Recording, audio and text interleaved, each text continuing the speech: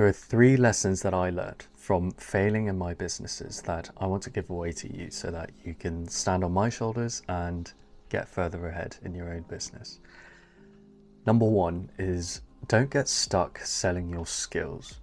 And what this is really referring to is leverage. And leverage, as Alex Hormozi defines it, is the difference between your input and your output. And I first felt this when I was selling my art. And what I did there was I would just get one-on-one commissions and I would charge a reasonable hourly rate. But then I would look at the amount of hours that I spent on this one thing, and I wouldn't be able to justify a final price that came anywhere close to basically minimum wage. And I could do this, I could sell the art because I'd been drawing basically for multiple decades, and I had so much experience and so much evidence under my belt that I was good at this thing, and I had this skill that was valuable, but I didn't have any of the monetization metrics to be able to sell it for what it was worth. And this carried through to the college consulting business, which is my most recent venture, where I was actually able to figure out different methods for scaling the amount of value per hour that I was delivering and scaling the amount that I charge per client. And there's multiple ways to do this. You build trust, you set clear expectations, you communicate your value, you have evidence that your thing works by working with different people for free, and then you scale up. Like, there are multiple ways to do this, but it got to a point where my lowest offering was $1,350 and going up as much as multiple five figures. But I mean, ultimately, because I was selling one-on-one services, the only way to scale the service was through talent. And the thing about talent and scaling through talent is that it's a completely linear process. And this is why actually, like, top businesses, if you look at the companies that have grown the fastest, like Amazon, Facebook, Google, they use other forms of leverage like code, content, right? Like YouTubers, and capital, for example, like investment firms, private equity. There's a reason why there's the most number of billionaires made through private equity. It's because it's a super high leverage form of doing business. And I could see, this was the first time where I could see I was booking out the number of hours that I had available, and even though I wasn't charging hourly, it was still taking up my time. I could see that the only way to get past this would be to actually hire someone, find someone first who had the level of expertise that I did in this field, because I've been working in this field for basically 7 years on and off, and I had very specific knowledge in the startup industry that I could apply to the services that I was offering. I was passionate about teaching. I'd been teaching for multiple years as well, and it's something that I felt very strongly about. So I'd have to find someone like this, be able to train them with the level of experience and expertise that I had to deliver a service that I was happy charging this amount of money for. And looking at that amount of work in front of me and thinking about the fact that after all that, I would only be leveraging my output by a factor of 2, I guess. Like, I would only be doubling my net output after doing all this work. And the only way to get more would be to get more people. And after thinking through that, after feeling that roadblock, because I hadn't felt it up to that point. I kind of knew it theoretically, but up until I felt that roadblock, I didn't understand the amount of work that it would take, and that getting stuck selling your skills is a really, really low leverage opportunity, especially if you're doing it on a one-on-one consulting basis. So that's lesson number one. Number two is start with absolutes and calibrate to a balance. So this one is a little bit more personal, but I basically spent the past 300 days waking up at 4 a.m. more or less consistently for the past 300 days. And I had to do this. I had to do this because I never used to be a morning person. And when I realized that I had to have a block of time during my day, regardless of what day it was, where I could get some work done to push my projects forwards, even while working full time, I had to set aside some time in the mornings where I could do it. And so waking up early was the only way to get this done. And because I'd never done this before, I had to make no exceptions and push myself to the limit of what I thought was possible.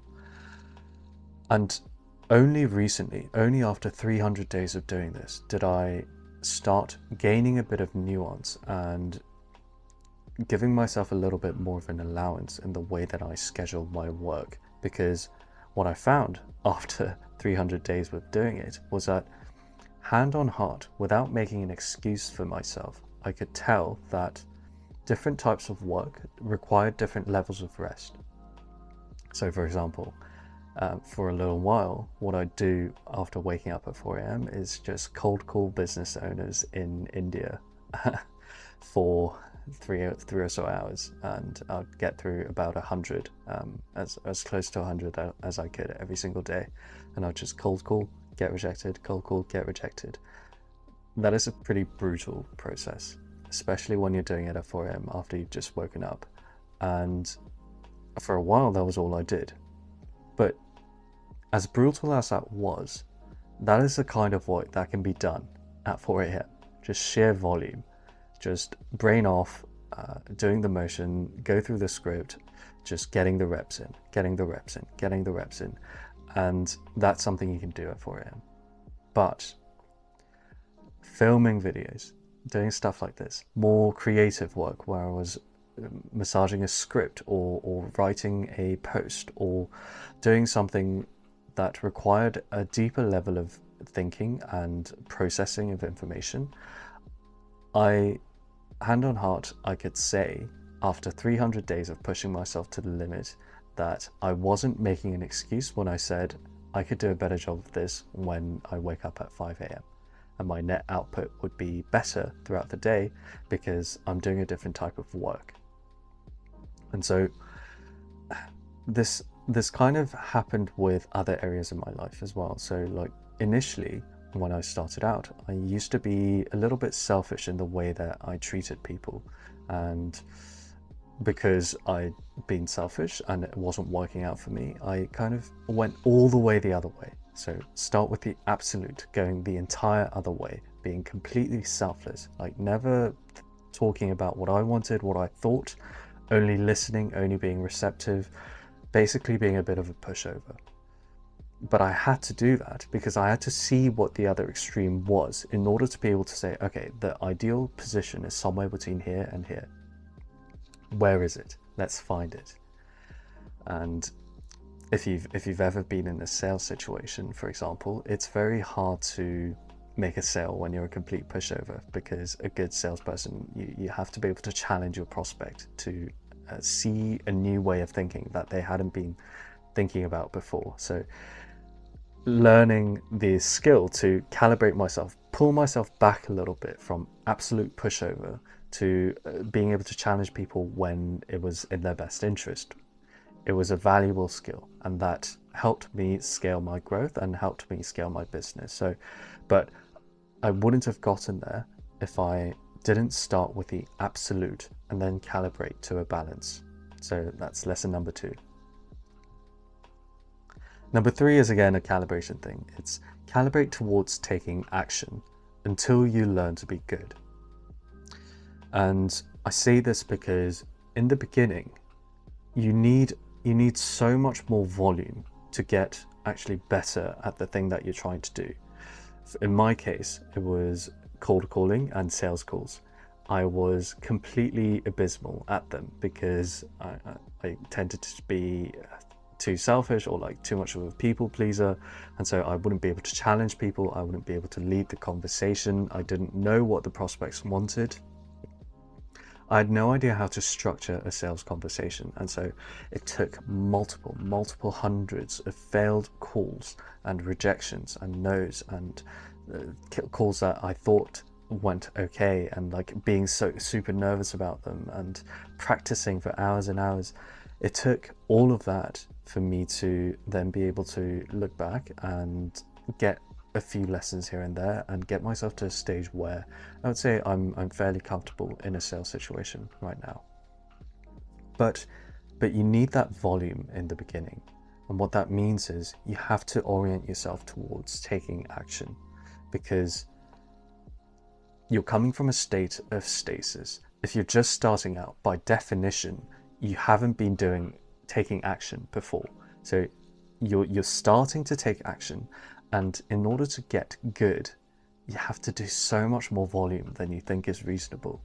It's not a few calls, it's not 10 calls, it's not even 100 calls, it's multiple hundreds, if not thousands of calls before you get to a stage where you're competent. I saw this also with doing videos, right? The type of talking that I'm doing to the video right now, it came completely unnaturally to me, and it was something that I had to really work on, and it took hundreds and hundreds of hours of just trying it out, recording, trying it out, putting it up on the internet, trying it out. But now I know that I have a certain level of standard that I can reach, and it might take 3 times or 5 times as long to do a good job as just finishing the job. But once you have a little bit of a reference point of what good looks like, then you have to do good work. It's very rare that you get rewarded for not doing good work. You can of course experiment, you can learn new things, you can try new things out. That's not what I'm talking about. What I'm talking about is, if you have a playbook, if you know what good looks like, but you choose not to do it, it's very rare that you're going to be rewarded for that. Because all the rewards, there is outsized returns at the very top of the mountain. So my last video, for example, it did really well. And it was because I'd taken a lot of these lessons on board, where I was not waking up super early because I knew that I was going to be more of a creative thing. I had learnt what it meant to do a good job at explaining concepts, because it was something that I practiced a long time ago, and I had spent hundreds of hours practicing the skill of just telling a story. And it's not something that I've mastered, to be clear. I have a long way to go, and I acknowledge that, but it's no longer just about finishing. It's about doing a good job, doing the best possible job that I can, and then even from there, trying to figure out new ways to learn, to get better. So these were 3 lessons that I learned from my time working and just trying to grow in this business, and I hope you found them helpful. And if you're just starting out and you don't want to do this whole thing alone, and if you want to ask me some questions one-on-one, then click the link below to join Gone Venture Club. We do weekly meetings, and you have a community of people that you can ask questions to, and of course I'll be there to answer any questions you have as well.